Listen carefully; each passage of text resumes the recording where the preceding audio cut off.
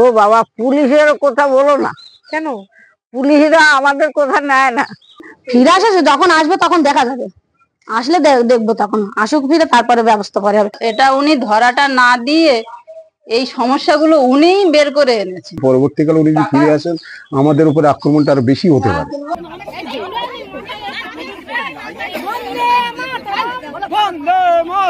29শে ফেব্রুয়ারি সকালে শেখ শাহজাহান গ্রেফতার হয়েছে। এই খবর সম্প্রচারিত হওয়ার পর খুশি নেমে আসে সন্দেশখালীর মানুষের জীবনে। তারা বলছেন যে তারা এতদিন ধরে যে ধরনের অভিযোগ করছিলেন দিনের পর দিন, এবং যে ধরনের অত্যাচার তারা সহ্য করে এসেছেন বলে তারা দাবি করেছেন, সেই অত্যাচারের কোথাও একটা যেন সমাধান হতে চলেছে আগামী দিনে। তবে তাদের এও ভয় রয়েছে যে আগামী দিনে এই শেখ শাহজাহানেরই আরো যদি কেউ অনুগামী থেকে থাকেন এবং তারা যদি এই গ্রামে আবারও অত্যাচার চালান, তাহলে সেক্ষেত্রে তাদের জীবন সংশয় থাকতে পারে। এরপর যে কি হবে মা, তা বলবে কেন? কেন না, ওর ফেরিতে আমরা অনেক আছে মা। ওদের ভাই গোষ্ঠী, ওই যে তুষখালী ধামাই বেড মুজুর, ওদের ভাই গোষ্ঠী বিরাট। কেন ওরা ওই যদি ইয়ে করে, তারা ভয় দেখাবে বলছে। ও বাবা, পুলিশের কথা বলো না। কেন? পুলিশরা আমাদের কথা নেয় না। নেয় না কেন? কি বলে? পুলিশরা আমাদের কথা শোনে না, ওদের কথা শুনে। ওদের কথা শুনে আমাদের কথা নেয় না মা।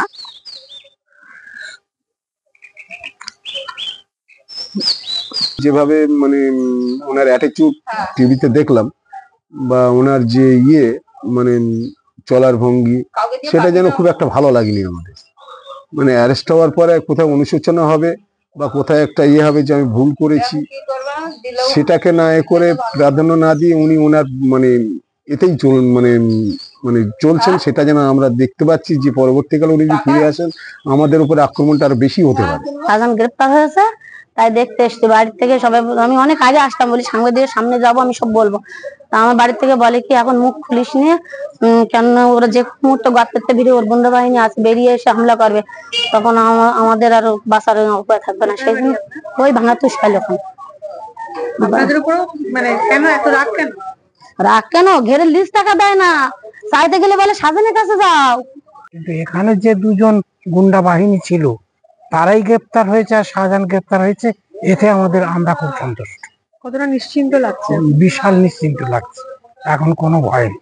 ওর জন্য দেশটা একদম জ্বলে গেল। ওর জন্য একটা পেপার দেন, আমফানে অত বড় ঝড় হলো, আমার ঘর ক্ষতি হয়ে গেছে, একটা টাকা দেয়নি আমফানের, একটা টাকা পাইনি। বুলবুলের টাকা ঘরে ছবি করে নিয়ে গেছে, আমার লোকের ছবি তুলে নিয়ে গেছে, তো টাকা দেয়নি তো মানুষ। শেখ শাহজাহান গ্রেপ্তার হয়েছে, আপাতত মানুষ একটু খুশি বোধ করছে। ভয় আছে যে এরপর? ভয় তো মানুষের আছেই, ভয় তো আছে। যদি শাহজাহান ছাড়া পেয়ে যায় তখন কি হবে সেটা মানুষ সবসময় তার বাঁচার জন্য তার উপায় বের করবে, বাঁচতে তো হবে। এত আন্দোলন, এত বহিঃপ্রকাশ হতো না।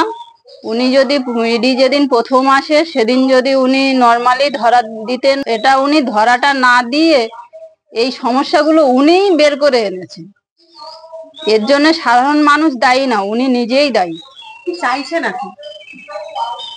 চাইছি ও আইনত, আইন যেভাবে মানে শাস্তি দেবে ওনার, সেইভাবে শাস্তি হোক। আমরা তো আর শাস্তির কামনা করলে সেইভাবে তো ওনার শাস্তি হবে না, আইনের পথে চলবে। আজ তৃণমূল কংগ্রেসের তরফ থেকে জানিয়ে দেওয়া হয়েছে যে শেখ শাহজাহানকে আগামী 6 বছরের জন্য সাসপেন্ড করা হয়েছে দল থেকে। এবং বসিরহাট মহকুমা আদালতে যখন পুলিশ শেখ শাহজাহানকে প্রডিউস করে, তখন আদালতের তরফ থেকে জানানো হয় যে 10 দিনের জন্য পুলিশি হেফাজতে থাকতে হবে শেখ শাহজাহানকে। সেই মতো রাজ্য পুলিশ ভবানী ভবনে নিয়ে যায় শেখ শাহজাহানকে। সন্দেশখালী থেকে রিঙ্কির সঙ্গে প্রচেতা, আনন্দবাজার অনলাইন।